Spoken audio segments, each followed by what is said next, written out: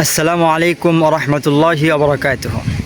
খুবই প্রসিদ্ধ আরবিতে একটি প্রবাদ আছে, তা হলো আল ইহসানু ইয়াকতাউল লিসান, অর্থাৎ অনুগ্রহ মানুষের জিহ্বাকে কর্তন করে ফেলে অথবা অনুগ্রহ মুখ বন্ধ করে দেয়।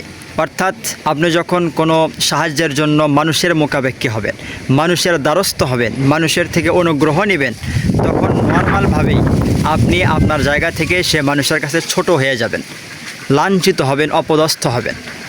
আমরা যদি আল্লাহর মোকাবেক্ষী না হই, আল্লাহর দ্বারস্থ না হয়ে মানুষের মোকাবেক্ষী হই, মানুষের থেকে অনুগ্রহ নেই, সেটা কোনো সাহায্যের মাধ্যমে হোক, সেটা হোক ঋণ, আমি যদি কারো কাছ থেকে ঋণও নেই তবুও আমি তার অনুগ্রহ নিয়ে তার কাছে বন্দী হয়ে থাকলাম, ছোট হয়ে থাকলাম।